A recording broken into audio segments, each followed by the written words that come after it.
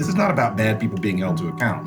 This is about a hostile religion taking over the way we think, the way we perform, the way that we reason. And this is real. Now, January 6th was real too. Book bannings are real too. Anybody who thinks that this is not important and that we should only be talking about Glenn Youngkin has a very narrow view of what it is to be a nation and what it is to be human beings.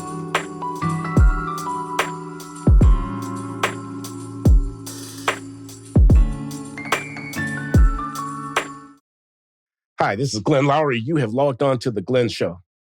We're at Substack. We're on YouTube. I'm Glenn Loury, teach at Brown University. I am the Paulson Senior Fellow at the Manhattan Institute for Policy Research in New York City, which sponsors The Glenn Show. We're with James Beaman, and of course, my conversation partner every other week, John McWhorter. Jamie is an actor and also an observer of the cultural scene on stage. And a concerned observer to the extent that woke ideology is wreaking havoc in his field of study. But let me not put words in his mouth. And John is a man who follows the arts, the music and the theater and the musical theater and all the rest. And we're going to have a conversation with James. John is going to chair. John, why don't you take over and introduce your old friend, and we'll get ourselves underway here. Well, folks, James, I can't help but say Jamie, is by all means. my college friend. And we were friends and roommates. This is our reunion after not having seen each other since 1983. And I wanted to bring Jamie on because we have been in touch on social media. And he has some stories to tell about what's going on in the world of theater. And I'm hearing about this sort of thing practically every week myself because I'm an actor or musician, monkey. And so I really do care about these sorts of things. We've already seen what's going on with classical music. And so now, Jamie, basically, what happened to you? And what are we going to do about it? Well, I first let me say that it's because of you, John, and reconnecting with you in the wake of an experience I had over the summer, and reading your book, and deep diving into the Glenn Show and learning about your discourse with each other, sometimes cantankerous, often delightful and warm, and truly inquisitive in the best intellectual tradition, and learning about something that I really didn't know a whole lot about. And I feel like I came to my experience over the summer with a really fresh perspective. I spent COVID lockdown taking care of my mother who had Alzheimer's and was living with me during lockdown to keep her safe and everything. And it was 24/7, as most caregivers will tell you. And so I wasn't on Twitter, and I haven't been on Twitter in 5 years. And now everybody's quitting Twitter. I'm like, told you. Gore Vidal said the foremost beautiful words in our common language? I told you so. But I wasn't in that echo chamber that followed. I've certainly followed the George Floyd atrocity and the protest and the movement that came up in its wake. But I didn't know to the extent that it was affecting the way institutions were restructuring, and certainly the way Actors Equity Association, which is the theater union for actors and stage managers that I've been a member of for 32 years, how they were responding and how Black theater people were responding. And it's interesting because I went into lockdown in March 2020. I was doing a show in Florida. I was playing the lead in La Cage aux Folles, which is a big, glitzy musical. And we closed after 8 performances. And I came back to New York and went into lockdown. And so that's March. And then by June, Equity had issued its Black Lives Matter mission statement and had brought in some new personnel and had decided to do open access membership in order to increase the numbers of diverse and marginalized groups in equity, representation in equity. And what's the reason I'm saying this as a prelude is the theater has always been at the forefront of representation. And in terms of finding new ways to celebrate diversity, to foster playwrights of color, to acknowledge theaters. We have an award in equity that's given every year to a theater that has developed diverse programming and has featured the stories of marginalized groups. So we're really kind of in there. There's always more to do. And I think audience development is going to be key going forward. But that's part of the conversation. So anyway, the long and short of it is I was not up on Mr. Kendi and Ms. D'Angelo. And I really didn't know what anti-racist meant in the parlance of the new woke. I didn't know what that was. So it's interesting. And I hadn't worked in 29 months. The entire theater industry was shut down. We had 100% unemployment. We almost lost our health trust fund because it's all employer contributions. And in the midst of this, we had this diversity and inclusion initiative, which gave people the opportunity to join equity without a job. Typically, you would get into Actors Equity either by being offered a contract, and that's how I got in. The theater had a non-pro ratio. They had a certain number of professional contracts, and then they had local hires who were non-union, and they hadn't fulfilled their quota of professionals, and I was given a contract and brought into the union. But the other way was through the Equity Membership Candidate Program, where you would work at professional theaters as a non-union person, learn your craft, and earn points towards your card and eventually get your card. And what Equity looked at, they looked at the fact that over 60% of the membership was white, and that most of our regional theaters are owned and operated by white people. And they extrapolated that there were more white members of Equity because they were getting hired by the white producers at a greater rate than people of color, and that's not fair. And it's regrettable. But now anybody can join Equity without experience, without training, without a lot of things. I'm not saying that diverse people don't have training, and I'm not saying that it's a bad thing. I looked at it as, okay, we're broke. We don't know when the industry's coming back. And this makes sense. We need more people. We need more dues-paying members of the union. But there used to, well, I think there still is. There's a discussion board on Facebook for Actors Equity members only. It's a closed chat board. And I was on it for a long time. And it sometimes got, we're theater people, and it got cantankerous around certain issues. And then this diversity initiative came with the open access thing. And I went on there and I said, okay, all right, that makes sense, yes. But also, we need the money. And I was like, and we don't make the jobs. Actors and stage managers don't make the jobs. And if there's a hiring bias towards hiring more white people than others, we don't make that. We don't do that. So bringing more people in is just going to create a bigger pool of unemployed people, is what I said. And I went to post something very well thought out, but pretty, I have my $5 words too. And as soon as I went to post it, this little thing came up that said, would you rather frame that as a question? And I went, no. Maybe you should think about what you're gonna, no. And I realized, wow, we're being monitored. We're being censored. Didn't like it at all. Quit the message board. Wait a minute, let me make sure I understand. You posted a message? And then there was a post it. But before it could be posted, it was a filter. Yeah, a filter. Yeah. And I thought, well, wait a minute, we can't have a conversation. Okay. So this is the only reason I say all of this is to just to say that it's been coming in terms of what is permissible and where the ideology is guiding things.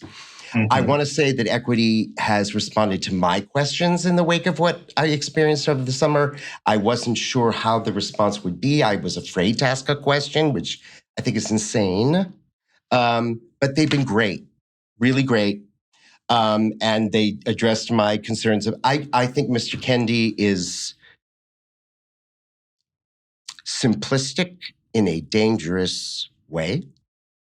And I think that Ms. D'Angelo is going to have a lot to answer for because she's set up a psychological abuse situation for people. I want to hear more about that, Jamie, but I think John needs to refresh his page. Okay. So he has logged off. He'll be back momentarily.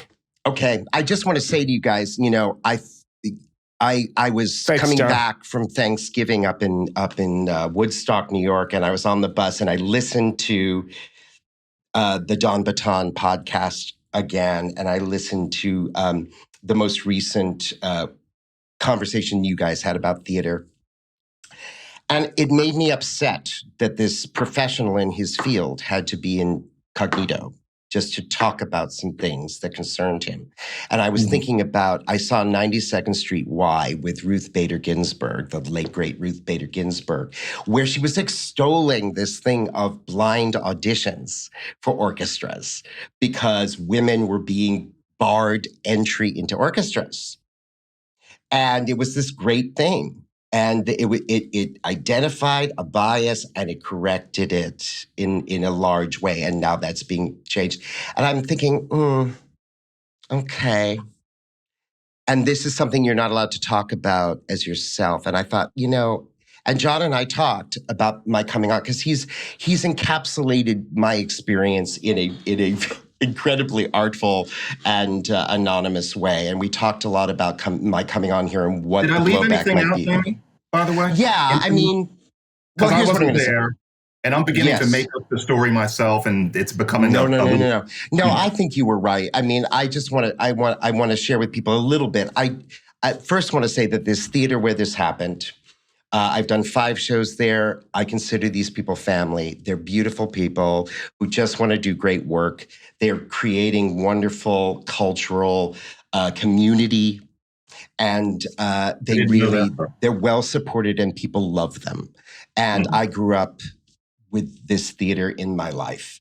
I didn't know that. So, okay. So they're doing the best they can at this theater to just try to navigate things. The thing we have to remember is we haven't been open that long.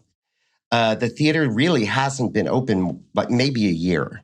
And they're just trying to get back on their feet. And a lot of theaters closed during COVID. And some reopened, like there's a theater in Florida I've worked at a bunch of times. They reopened, they did this big opening production. Then there was another wave of COVID and they canceled the rest of their season and they're just starting up again. This is costly. It's just really hard. And they're just doing their best. So I was doing a show. And it's a jukebox music. It's probably the original jukebox musical. I think, John, you encapsulated. There's a couple of episodes in this story that deal with race and the crossover between white musicians and Black musicians and cross-cultural marriage. And you've got your leading character marries, and it's a true story, marries a Latina. And it's a wonderful relationship that's shown with some resistance from his family. It takes place at a particular time in history. And there's this scene where the new wife is in the recording studio and the producer's wife starts making jokes about her ethnicity. And the thing that is a disconnect for me, and this is something that I really want to touch on, and I shouldn't be going on about other things because this is the thing. The scene itself would have been a release and a statement. It is a statement against racism. And the Latina character triumphs in this scene. She says, hey, you don't get to do that. You don't get to do that. You think I don't know what you're talking about? I speak English. Thank you very much. It's all And right she there on the tells this. page. Yeah. Oh yeah, it's in the scene, and consequently, the leading character takes his wife and says, "Come on, let's get out of here," and breaks ties with his producer, with And the whom he's audience had a always lot of claps at this success. part. Yeah. Yeah. Yeah, It's, I mean, it's a moment of no, you don't get to be a racist, right? And instead, we're in rehearsal, and granted, a lot of this happened with all the company in the room, and there's a scene going on, and the scene stopped because the actress, the Latina actress, started berating this white actress because she wasn't being ugly enough in her bigotry in the scene. It was early days in rehearsal. The director was standing right there and really didn't guide this. And this white actress was struggling with playing a bigot. I don't see that is that's supposed white to be a good thing fragility. in a way. Yeah. Well, I just think anyway.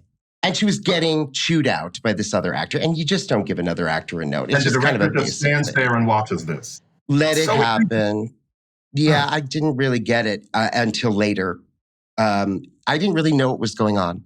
And then the white actress starts to cry, feeling kind of put upon, and everybody's watching this happen. And from out of nowhere, one of the other BIPOC members of the cast starts screaming. And I'm talking unhinged levels of shrieking, gets up, charges over, gets in this woman's face and says, "You're not the victim. Stop crying. This isn't about you. This is not about you. This is about her. You just, Right out of the playbook. Wow. This is D'Angelo. Just completely unhinged. And there were 3 or 4 people just sort of screeching at this actress who's in tears. And the director's standing there, and all of it is this recreational. I didn't know that this was a thing. I didn't know what a disruption incident was, or a triggering incident.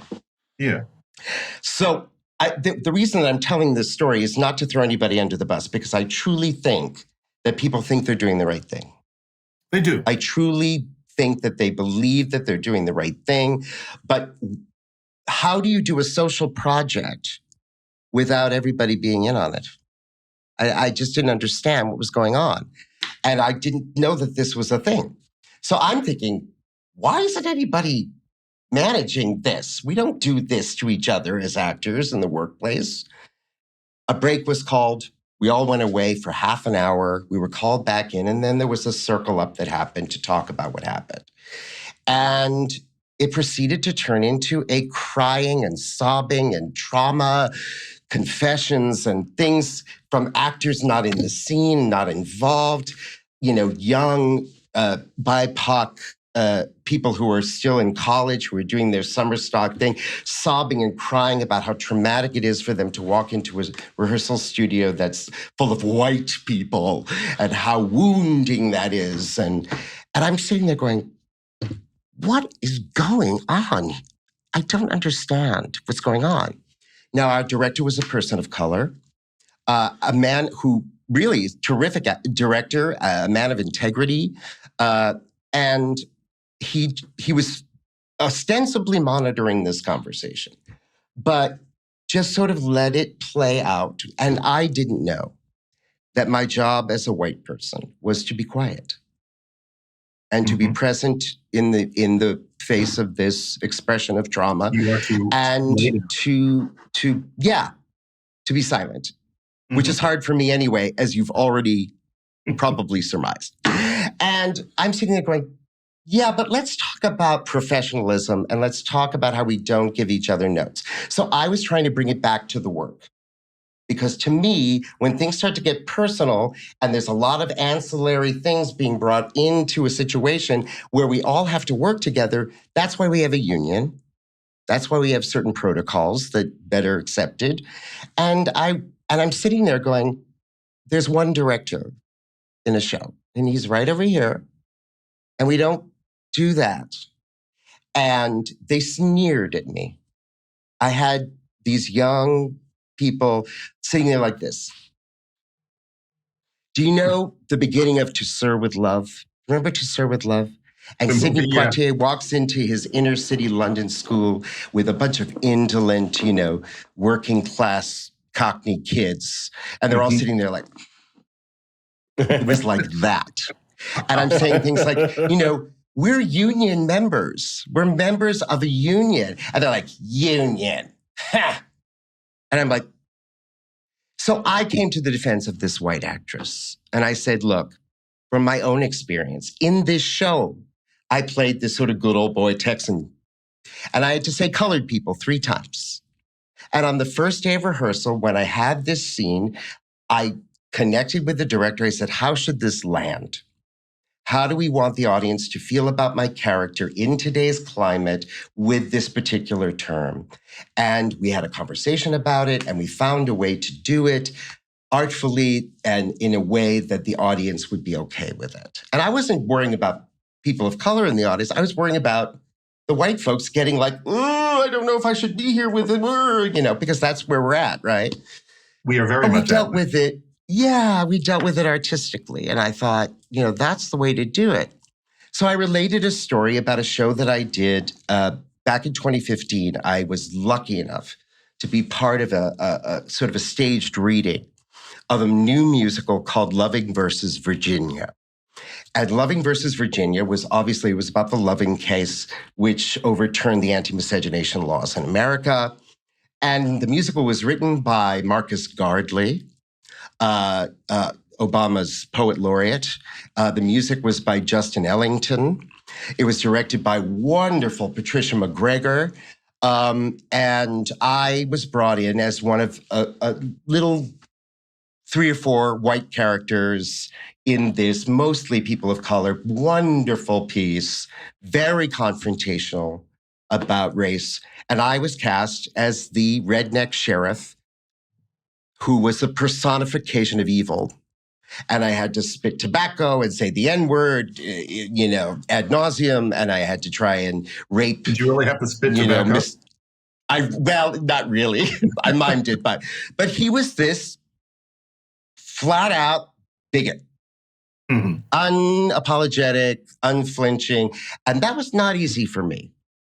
And what was interesting about it was we did our first read-through, table read. And this cast, I got to tell you guys, I was a fan of some of these people. I mean, we had some of the great people of color of the American theater in this cast. And I'm like, yeah, and then we do the read-through. And for the next week of rehearsal, the people of color avoided me. Like outside of rehearsal, and it was this weird, like, that's not really me, right? So we're sitting there having lunch one day, and I'm in the rehearsal room, and some people left the room, and I was there with a few of the people of color in the cast, and they were on their phones. It was all very quiet, and I'm going, let me start a conversation somehow. And there's a wonderful actress in the show. Her name is Carmen Ruby Floyd. And I don't know if you saw After Midnight when that was on Broadway. But it was this sort of Cotton Club, like capturing that era. And Carmen, she stole the show. She sang Creole Love Call. And she actually sang it on the Tonys, I believe. And yes. And she's just glorious. And I turned to her and I just said, hey, Carmen's a really unusual name. How did you get the name Carmen? And she went, well, my mother was a fan of Carmen McRae.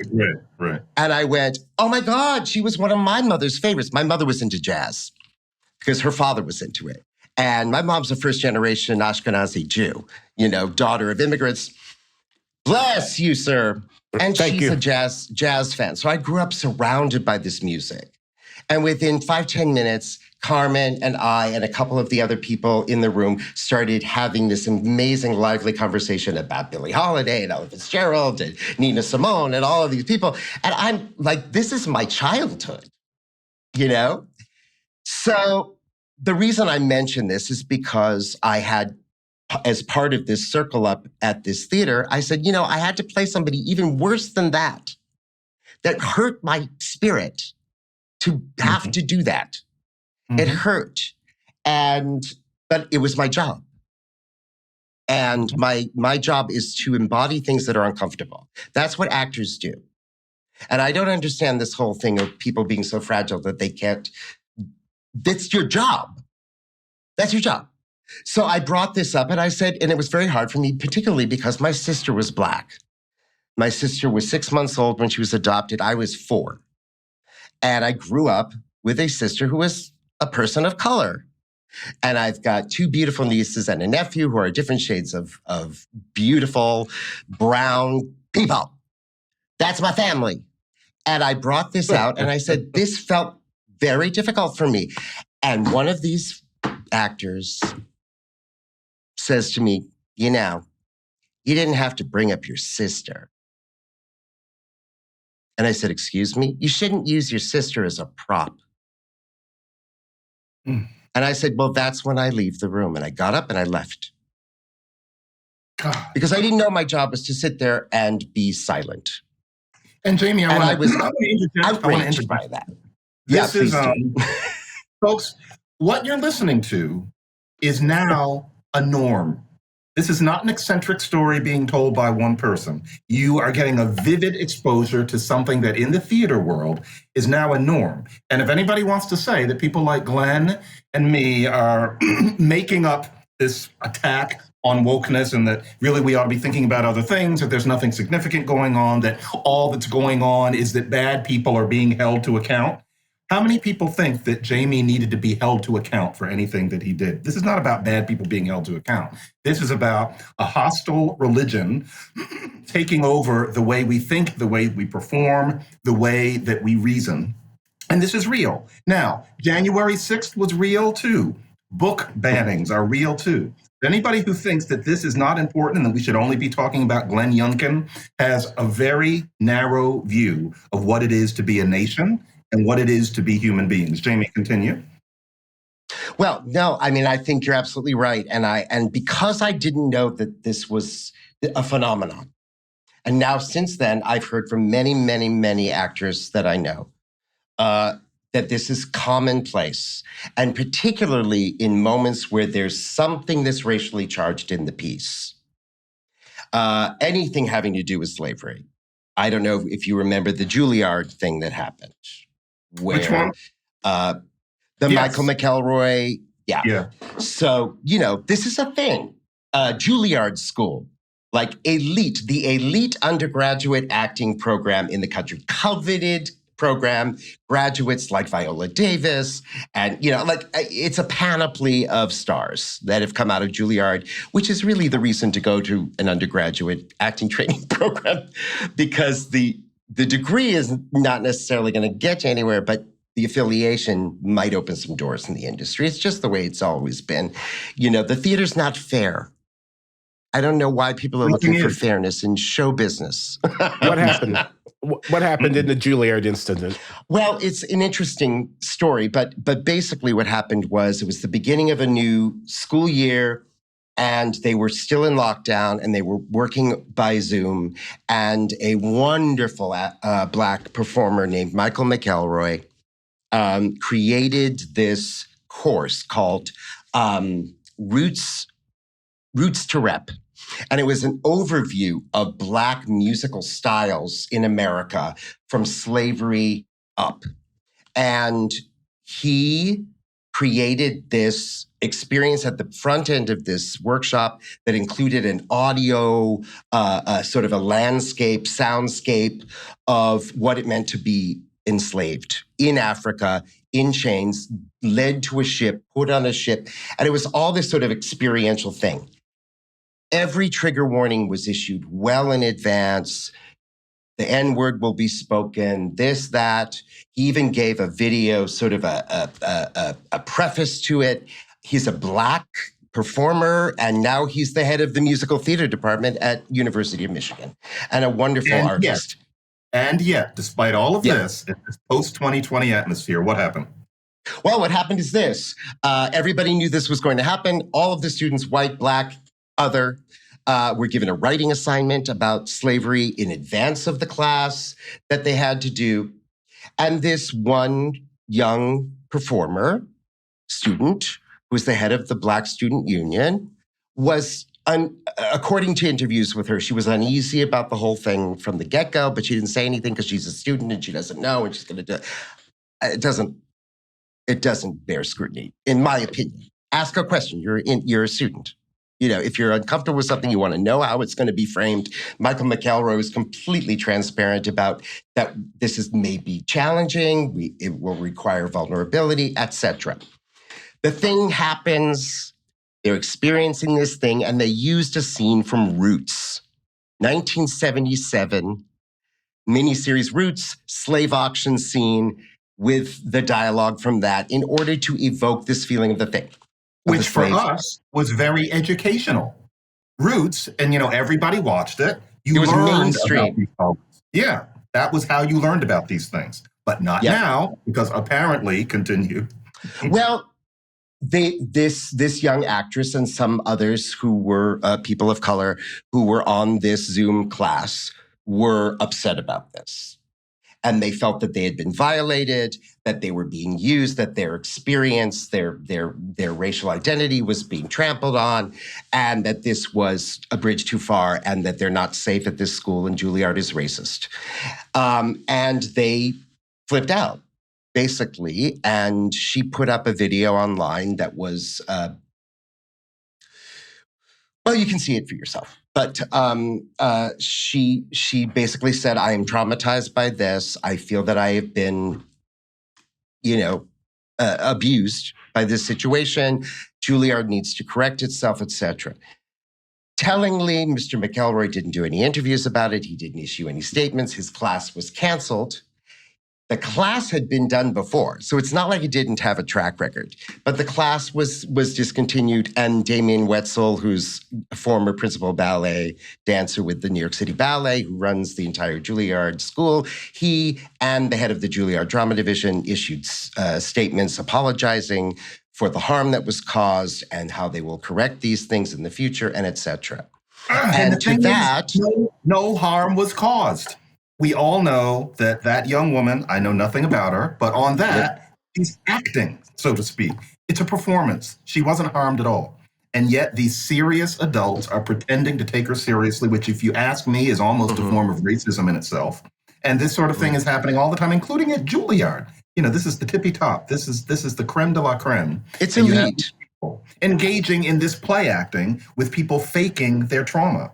This will not do, and it is new. The extent of this is new. It's not an accident that this happened then. It's not an accident that this happened on Zoom. I think we tend to forget how easy the Zoom and the Slack made it to perform in this way because we weren't up into each other's faces. But then notice what happened to you with that jukebox musical, and that was live. But a lot of this was seeded in the performativity of Zoom and Slack. But my goodness, this stuff shakes my soul. Well, what bothers me about it is, John, you know this as a theater person and as a theater, somebody who's invested in theater and loves it. Our job is to take it. This triggering thing, to me, is disingenuous. We train ourselves to be triggerable. Yes. That's our job. Our job is to go there and to take on things that are hard. And to express them and to embody them. And that's the courageousness of acting.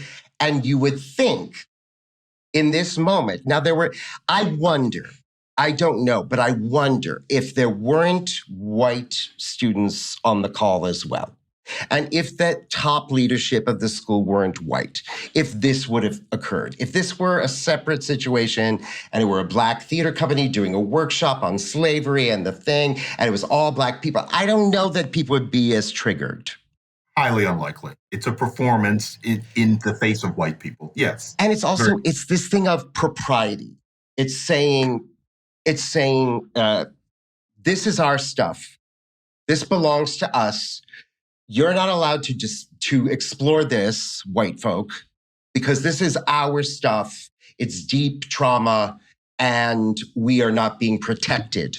We are not being guarded from this kind of exploitation. And I thought, well, 1619 Project? Do we not want to educate people on the horrors of slavery and genocide? It's damned if you do, damned if you don't. And to say that this is ours, you can imagine the endorphins going through the people's brains. They are enjoying the sense that they're part of a tribe. Well, that's what I felt in the room. It felt Bolshevik this summer. The attitudes of these young folk they were sneering at professionalism. I was talking about how I've been doing this for 32 years, and there's a reason we do things the way we do. And they're like, you could try not lecturing us, I'm quoting. And I'm like, wow, okay. But to me, theater in the West, and we're all in the same fish tank. This is the other thing people forget. These kids grew up in the same culture.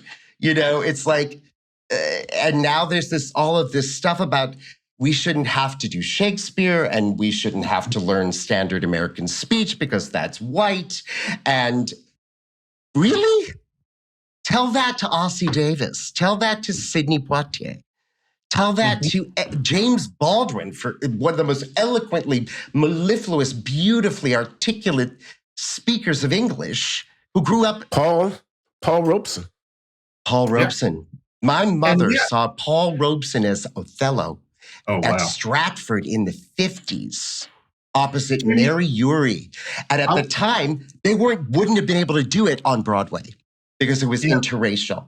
Jamie, this is a quick thing. This is a theater in-group thing that I just want to ask quickly. It's said, and Paul Robeson is a great hero, he's a great singer, great life, a lot of unfairness. It's said that the truth is that live, he actually wasn't that great an actor. I have huge respect for the man. Did your mother mention that he couldn't really act, or did she say he was a great actor? I just always wondered. My mother said that he was an amazing presence, that he came on stage and he had this grandeur, but that he sang his lines, which was not uncommon. Interesting. But she used to do an impression of him, and I'm going to do this for you guys because I know who my mother was and I know who I am. She used to do him going, "Oh, Desdemona." He had this and sort of stentorian kind of like. But that was not uncommon in the 50s for Shakespeare acting. But he had a stature. He represented something like Marian Anderson. There's a musical coming out of Marian Anderson, finally, like what took him so long? And wonderful actor and producer and now director, Tamara Tooney is directing it. I worked for Tamara several years ago on a new musical called Frog Kiss, which truly was this amazing sort of rainbow of different ethnicities, different musical styles. And it was directed by Kenny Roberson, who was a Broadway veteran. And he and Tamara had done the all-black OK on Broadway in the 70s. And they were tappers together. And it was just like this amazing room full of veteran people, bringing this truly colorblind, but also ethnically diverse, celebratory kind of show. It didn't make it, but they're finally doing Marian Anderson. My point being, Jamie, for the record, for reasons of time, we have to go on to the off-ramp. By the way, folks, OK is a Gershwin musical, 1925, Someone to Watch Over Me. There was an all-black version that for some reason didn't quite work. I've always wished that I could go back in time and see it. Me too. But, really? A baby Brian. But, I guess the point I'm making about this whole thing is these are protest demonstrations of angst, not unlike the temperance movement back 100 years ago, where people would do moralistic melodrama things that were spontaneous, and they would depict, the ruination of immoral behavior and alcoholism and stuff. And to me, it's bypassing all the incredible richness of what we do. This is what we do. And we show things and we invest in them. So continue. Yes. Jamie, I have a question. I know we're getting near the end of our interview with Jamie. And the question is, where are the adults? Who's in charge? Where's the vision within your profession, realizing that the artistry is being compromised by this politicalization? And speak up. Can you be the only one? You can't be the only one. Well, listen, Is there a pushback against this, or are you all alone? Are people getting impatient? Oh boy, white people are afraid to say anything. I mean, I reached out to friends who were in leadership at the union who were white, and they just basically said, "Yeah, I hear you. I have no answers." The producers that I was working for, where I witnessed this stuff, were like, "Yes, I hear you." They're afraid to say anything. They just are. And that's just the truth of it, because we bought into this thing of you're not allowed an opinion. This whole lived experience thing is like, I have a lived experience too. I mean, you didn't live through slavery. You know what I mean? It's like, yes, it's a deep, deep wound in your ancestry. It's a horrible, inhuman thing that you've had to rise above, and we're still trying to work through it, and it needs to be worked through. But that's what we do. We have a conversation about the hard things, and we embody it in a human way so that the audience can experience it through us, and we're supposed to be courageous together. Mm-hmm. And I'm all for being part of a social project. And I wrote this to the diversity and inclusion person at Equity, who's been terrific about providing resources and appreciating my point of view. Because the truth of the matter is, our union has explicit language in every rule book of every contract against blacklisting and against harassment and bullying in the workplace. And the coda to this, which you wrote about in your column, in your newsletter, and spoke about on this podcast, was that after this circle up, after this demonstration of whatever happened, I came back into the room to go back into rehearsal, and for the rest of the run, the people of color in the show did not speak to me. They didn't speak to me. We each had our own individual chairs on the perimeter of the rehearsal space with our names on them, and every time I went back to my chair, it was piled up with people's stuff. Very passive-aggressive. And one of the actors, the one that had made the biggest fuss, was my car mate. And we had just spent like 10 days getting to know each other and going on grocery runs and having dinner together, and wouldn't drive with me anymore. And I went to the producers. I sent an email to the producers because I didn't know this was a phenomenon. And I said, if this happens again and there's another kumbaya circle, I say that with a lot of irony, I will not participate. And I should not have to submit to this kind of abusive behavior as a professional actor at this theater, period. Mm-hmm. And they were not able to, they're hamstrung. And you know something, folks, anybody who is watching this and thinking that what Jamie is saying is invalidated by the fact that he's a middle-aged and white person. Any of you are thinking that? That's going to come up in the comments, etc. Any of you who are thinking that, you need to understand you're caught up in a cult. You are caught up in a way of thinking that history is not going to be kind to. Jamie is correct, and a part of you knows it. The fact that he's middle-aged and white does not make him wrong. He has said not a single incorrect thing, including briefly imitating Paul Robeson. Get over it. Just get over it. And let's go back to 2019. Imitating his mother, imitating Paul Robeson. That's my mother doing Paul Robeson. Yes. Jamie, I just think, so much. Oh, it's my pleasure. And, I have what I call verbal diarrhea. It's, my parents were great extemporaneous speakers. And if you didn't learn how to have a stream you wouldn't get a word in edgewise. But I do want to say one last thing to you guys. First of all, thank you for just encouraging conversation, because this is the reason I don't do social media stuff about anything important anymore. What you're doing is about conversation, debate, challenging ideas. This is what we should be doing. And you're fighting the good fight. And all I can say about the theater is I love the theater. I spent my life in it. My parents were in it. My father worked in academia, teaching set design for 30 years at Boston University. I come from a theater family. We lived on food stamps. My mother was a single mom, raising 3 kids, keeping a mortgage, and starting her own little theater company in our hometown. We privileged, not so much. But have I been privileged to work in my industry and my craft? Yes. And I want everybody to have that opportunity. But the work has to be of quality.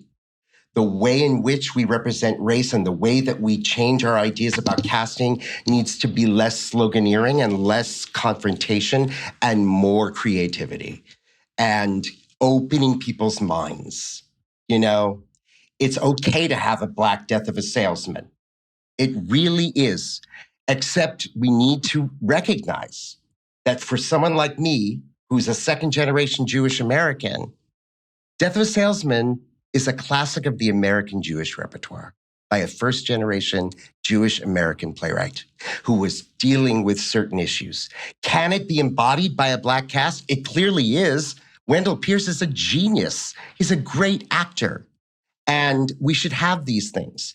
Do we need a 1776 of the kind that you wrote about in your... I don't know. I'm not even going to see it. But I played John Adams in that show, and it's very close to my heart. And I know we want to get rid of the founding fathers and colonialism, but we're Americans. We are. Thank you for letting me blather on. And John, you know, you were fully formed when we were 16 years old. I was saying to Glenn before the call, you know, you were skinnier, which we all were. You had more hair, which we all did. But that intellect and that sharpness and that wit and that courage to be yourself is inspiring. It was then, it is now. And I just want to say to my theater brethren, we're gonna butt heads and there's gonna be difficulty, but let's not cancel each other. It's too easy. That's too easy. And Jamie, let's have I want a to say conversation. that you, Jamie, probably were the main thing that made me a theater person. Being a roommate with you, listening to the music, listening to the lore, and then you casting me in The Importance of Being Earnest. I became a theater person because of you, and I will always thank you for that. You were fully formed as well, and you know. God help me. I got to tell you guys, 1983. But it's been an honor to be present at the reunion of these two old friends. I can't believe it's been 40 years. 40 years. You're old enough that it can be 40 years, and yet I think we look good. You've done good. I'm just schlepping it. I'm acting when I can. I am not a household name, and I want you to know, both of you, that so many people in my circle, smart, creative, interesting, engaged people of every stripe and color, admire you greatly, and thank you for your work. That's good to know. Jamie, thank you so much. We will keep it going. Okay, good. Jamie, thank you. Thank you so much for making time for me. Of course. You bet. That was revelatory.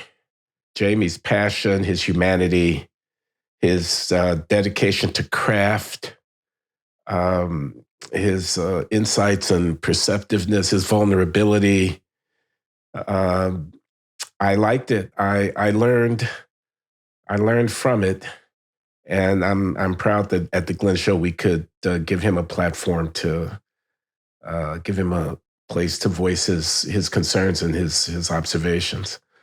Also, as I said, I was delighted to see something of my partner here, my partner in crime, John McWhorter's past, of his origins, where he's been shaped and formed. They were at Simon Rock College together as students and roommates when they were nothing but teenagers.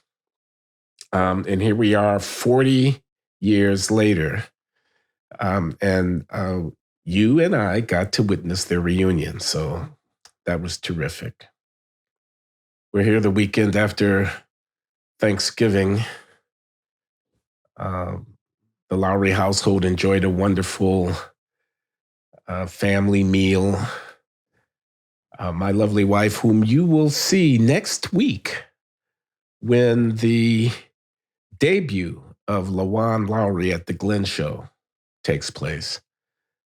We are going to post the debate between myself and Marxist economist Richard Wolff. Rick Wolff and I go at it over the relative merits of capitalism and socialism. I'm defending capitalism, he's defending socialism, and the entire exchange is moderated by my lovely wife, Loury. And we rented a studio to get a high quality in-person recording video of that exchange. And that'll be posted next at the Glenn Show. So stay tuned. We have big plans for the talented and passionate and vivacious Loury. Big plans for her. Okay, John. Yeah. Wow. That was a really interesting exchange. Yes, that was wild. And I have not spoken with him live since 1983. Yeah. And so that was very interesting. Anyway, what are we going to do? Systemic racism? Well, yeah, let's do systemic racism. Because let me, first of all, correct me if I get this wrong. I've read your columns. You want to stop saying structural racism. You want to say inequities in reference to disparities of social and economic outcomes disadvantageous to African Americans. So, achievement gap in schooling, the wealth gap in the economy, whatever you want to say, inequities, but you don't want to say structural racism. Mm-hmm. And I think it's a stretched use of the word. I've always found it rather confusing, and I think it's manipulative because it allows you to say racism, which kind of goes to your amygdala and creates a certain kind of response. You're fighting racism as if it's one of the characters in the plays we were just talking about, when really we're talking about something that may have been caused by racism, but today will be solved by something more complicated than addressing bigotry and prejudice, which is what racism sounds like. So this distinction between historical fact of racism and contemporary disparities is what you want to call attention to. And talking about contemporary disparities as if we were seeing simply a straightforward presentation of good old-fashioned historical American racism is a mistake. Mm-hmm. And here's where I have a question or maybe even a disagreement. You say people don't want it to be said that it's the fault of Blacks that they lag behind. It's not their fault. It's the fault of historical racism. Mm-hmm. But what is to be done about the fact that they/we lag behind might be very, very different from an anti-racism crusade. It might involve getting out of the war on drugs,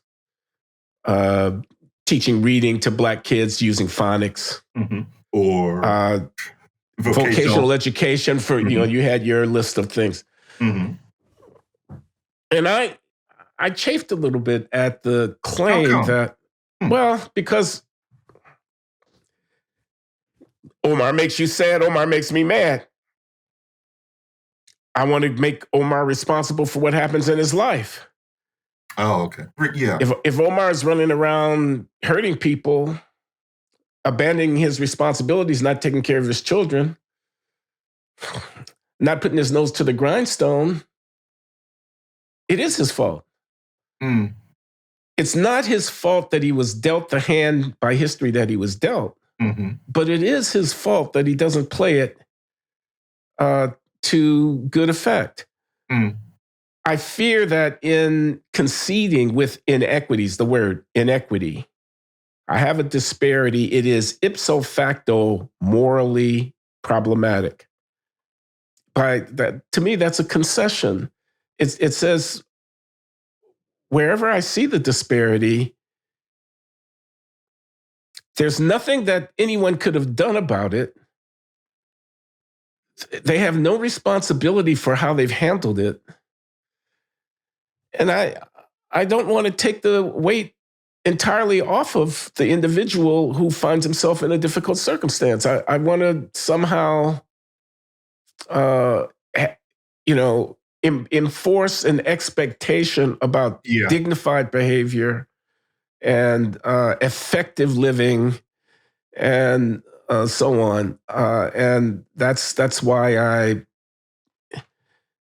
disparity is one thing, inequity is another. Inequity does suggest that wherever I see the disparity, it is somehow a consequence of historical forces. And that just takes the weight off of the individual in a way that causes me concern. I fully get it. I basically agree with you. Inequity. The way I'm trying to put it, maybe this is the me that people think doesn't want to admit I'm a Republican. It's not that, but the inequity thing, I am trying to break bread with a certain kind of person who's just not going to let go of the basic idea that there are these disparities and we must stress that it's not our fault. You don't want to push people too hard. That sounds condescending, and it is. Sorry. But you can't push people too hard. But the further truth, your codicil is correct. It's not our fault. It isn't. However, it is our responsibility, unfortunately, to solve a lot of the problems. And this gets into what I consider Amy Wax, who, I have my disagreements with lately, but her best formulation is that if somebody runs you over with a truck, unfortunately, only you can teach yourself how to walk again. That is a perfect analogy. And yes, there is that responsibility. Now, I tend in my lists to focus on things that the government can do, matters of policy, rather than saying, Omar, pull up your pants and stop breaking windows. Yes, that is true. And part of the reason is, yes, there's that certain kind of person who, the minute you say anything like that to Omar, stops listening to anything you say. And I've learned that if you don't push that kind of person so hard, every second one of them actually can listen. So it's partly politics. And then it's also that there's a certain kind of person who will just say, that's just respectability politics. I'm not sure we can change Omar's behavior. That's the problem. Not sure we can change what? I'm sorry. Omar's behavior. Tell Omar you have to do it yourself. And unfortunately, he's going to give you the same look as those people Jamie just talked about in the theater, that kind of arms crossed sneer.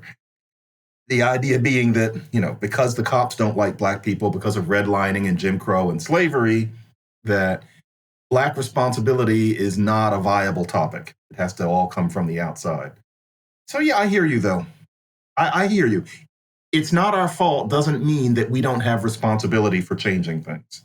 I didn't mean that. But you're right that I tend not to focus on it in my public messages because I know this person and I'm trying to get them to listen, and there are things that trigger them, such as mentioning that Black people have responsibility. Yeah, I admit it. Yeah. Well, I hear you.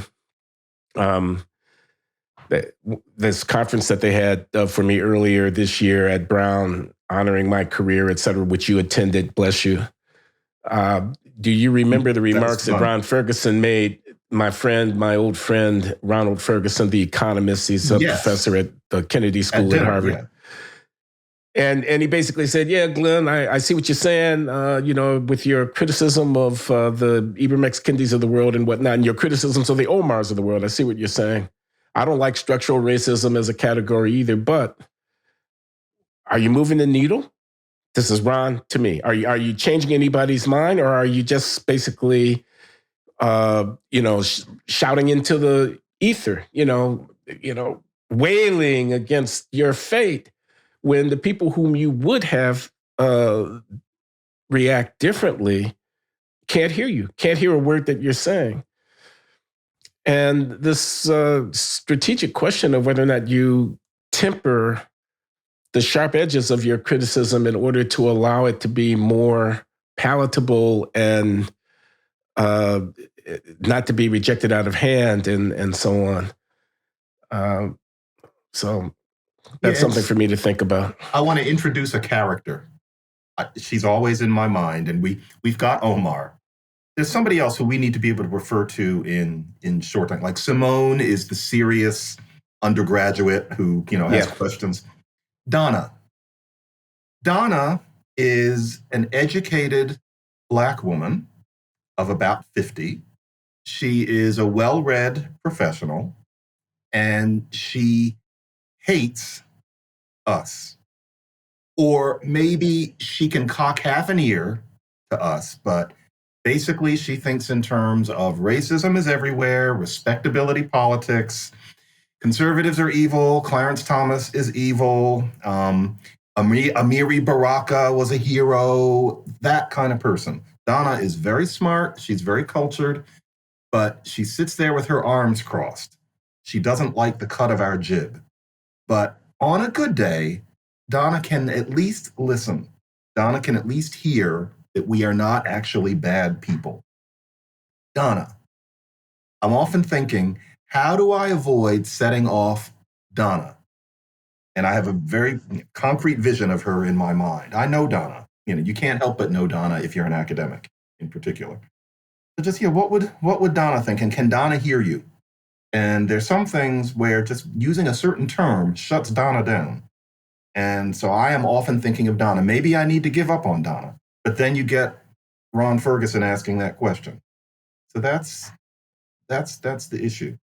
What does Donna think? I'm often thinking of Donna when I write. Can I get through to Donna? So yeah, maybe you just don't care about Donna. How do you feel about Donna? So in that set of remarks that Ron made, which, by the way, we published today at the newsletter, GlennLowry.substack, Ron Ferguson's remarks.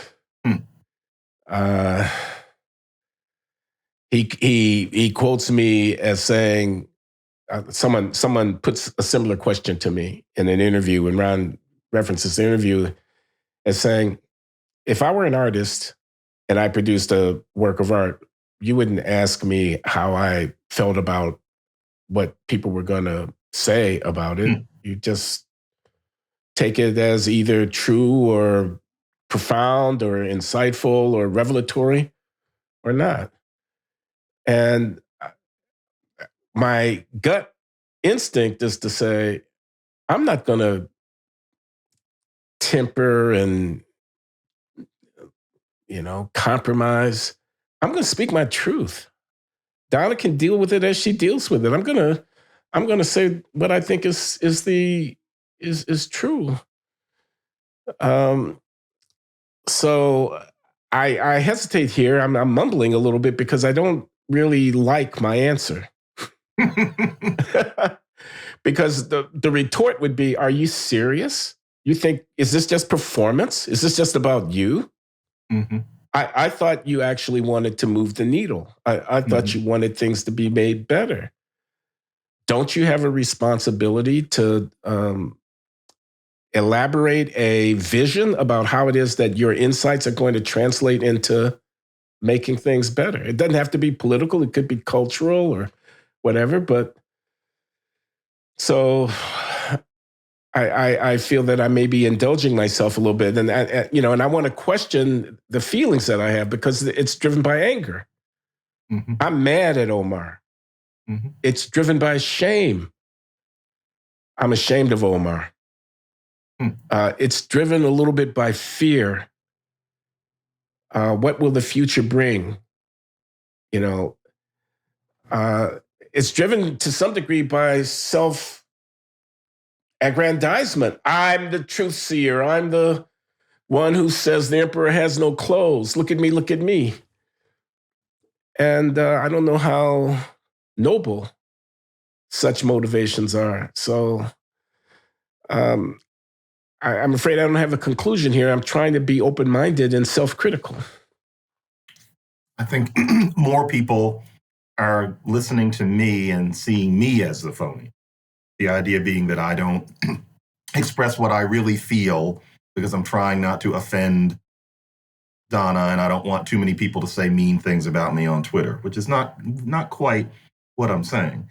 I think we're both try to be engaged in trying to change minds. And it's slow, but for me, it does mean crafting the message. And that does mean that, no, I don't say everything that I think. And that's a kind of politics, and that's the way it goes. but there are visceral feelings involved here. Language is messy. There's certain terms that go straight to, people's midbrains. And so you have to, I edit myself to an extent. Definitely. And there is the fact that you and I do have different political, ideological centers. Yours is left of mine. You talk of trickle-down economics, and I think it makes me want to roll my eyes. And me being a conservative economist, pretty, market-friendly, and you being more of a social democrat in your orientation. Again, I don't want to mislabel you. And we talk about climate change, and I'm not a denier of the science, but I am a skeptic of the fervor with which people want to react by changing basic economic structures. And we have different policy prescriptions about how to react to the commonly understood fact of climate change, and other things besides. I mean, I look at the sexual and identity and gender revolution that we're living through right now with a little bit of trepidation and unease. It's unsettling to me, and I worry about the foundations of our culture, and I think things are off the rails a little bit. I'm not sure you're as disturbed by that. And I'm wondering if, and again, I don't mean to speak for you. You can speak for yourself. But I'm wondering if that difference of political sensibility doesn't also show itself in terms of how we react to the fact of African-American underperformance, so-called social pathology. Those are words I use commonly. I think you'd be loath to use words of that kind. Failure. I talk about the failure of African-Americans to seize the opportunities opened up by the civil rights movement. I don't think you like talking about the failure. You put a more emphasis on the historical factors determining contemporary disparities. I'm maybe more skeptical about that and put more weight on contemporary discretionary reactions that people can deal with their circumstance this way or that. And I want to put responsibility on them for how they make that decision. So we have different views. There's some of that, but then there also just is. I guess I know it comes off as very condescending, but I think it's just true. Like you say, failure. It doesn't make me bristle to hear you say that. I know what you mean, but a lot of people don't. And so, for example, think of, and we bring these people up too much, but they're iconic symbols. Think about how Ta-Nehisi Coates, or now the new Coates, Ibram Kendi, feel about people like us saying failure and pathology. Their jaw sets, they're furious, they write mean things on Twitter. They think of us as, these vicious, unfeeling, condescending Uncle Toms. How self-hating.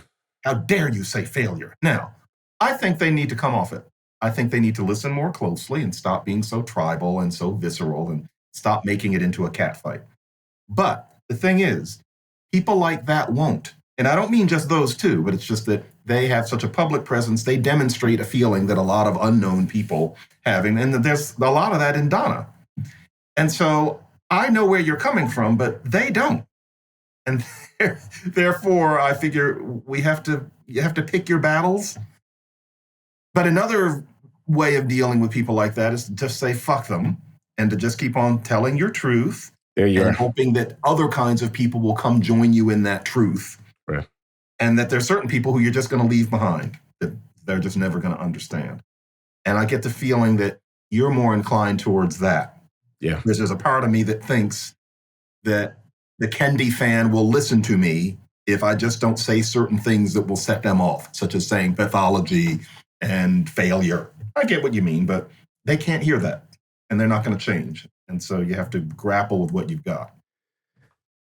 Do you think you've changed Donna's mind? Any Donnas out there? Yeah.